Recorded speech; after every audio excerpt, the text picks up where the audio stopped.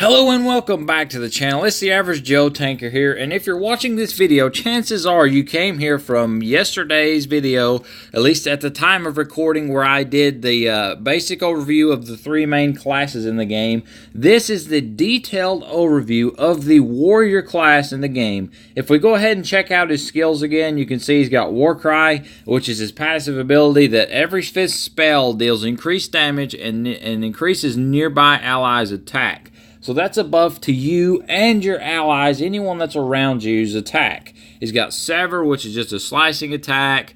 Crushing Blow, which is just like hits him in the head. He's got Whirlwind, which attacks all the enemies around him. And then finally, he's got Earthbreaker, which is his ultimate ability. Now, Whirlwind knocks down some of their armor as well. But what you want to do with the warrior, when you come into combat, your ultimate goal, if you can avoid, do one enemy at a time, you're going to use all of your abilities as soon as they cool down. Right off the cooldown, you're going to use your next ability. And then you're going to run to the next guy and do the same thing. And on this next guy, you can see we get the buff, and that is exactly how you want to do the warrior through combat. You want to make sure that you spend as much time as possible but in a buff state. You can use these abilities as much as possible in each encounter. You don't have to worry about mana. The warrior has no mana form of any kind, no stamina or anything to worry about. Basically, as a warrior, you want to make sure that you and your allies stay buffed as much as possible. However, you want to save your ultimate. Like I'm not going to use my ultimate on these little guys here because it does a lot of damage. And so the best way to use an ultimate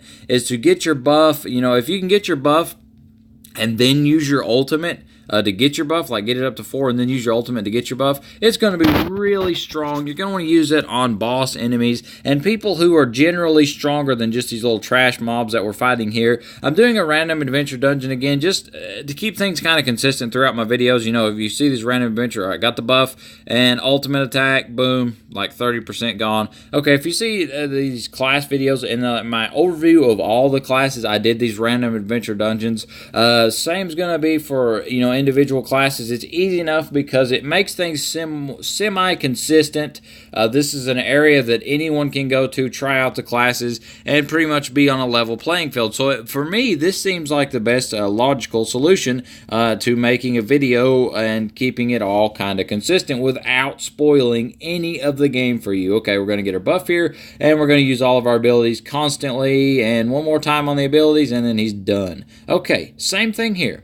As soon as abilities are off cooldown, we're using abilities. We got a friend here in the area, so he's going to help us out a little bit as a mage. But, basically, you're going to see that I'm going to give him buffs. If he stands like where he's standing, once I get this last 2 attacks here, he's going to get a buff to his attack, a major buff. And so that actually really helps us throughout dungeons and throughout things to kill these enemies and do it very, very quickly and very, very efficiently. Now, you might notice that my voice sounds a little bit different in this video, and that is because I am recording at home, and being as that I'm at home, I can run my sound system and my XLR microphone. So what you're hearing audio is the XLR microphone and the beautiful sound that's coming out of my sound system. So I hope you enjoy these higher quality audio videos.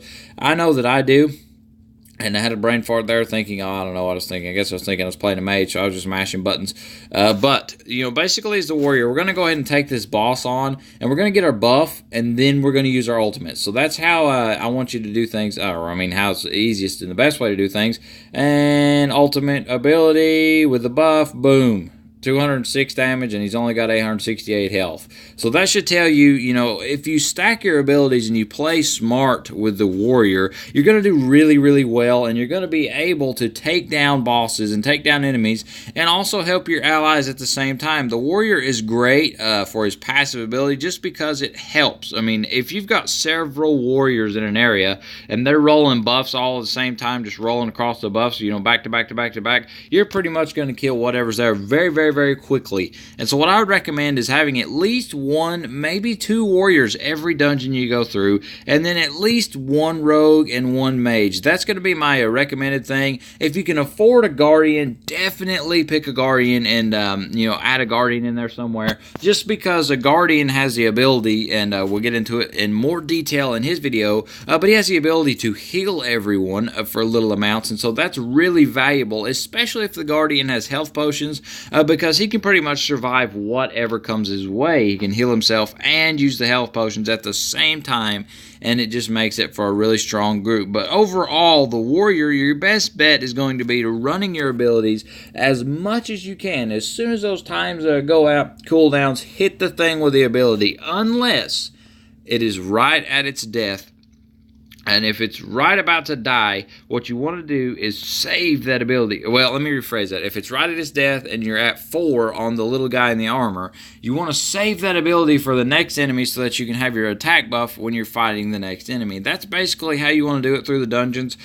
Questing is going to work out the same way. You know, you want to make sure you keep your buffs where you can have them for each new enemy. Just because, you know, if you go into a fight with a buff, chances are you're going to come out of that fight a little bit better than you would if you didn't have the buff, obviously. And so basically that's going to be how you play the warrior. That's going to be the end of this video. Hope you've enjoyed it. Let me know if the XLR microphone makes a big difference, guys. I'm pretty sure it's going to, and it's just going to improve the quality of videos just that much more.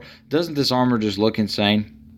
Anyways, drop a like on this video, maybe comment, subscribe. Let me know how I can do better. You know, I've been getting a couple comments video, which is really nice, but I'd like to know what I can do and improve upon to make my content just that much better. But overall, this video's done, guys. Hope you've had a nice day so far. Hope it's going well. And I'm going to link the class guide overall in the video description. I'm also going to link, as I get done, the individual class videos. They'll all be linked together, and it'll just be like a series. I'll go ahead and make a playlist with them, and that's going to be how I'm going to showcase all of the classes and the changes in Adventure Quest 3D.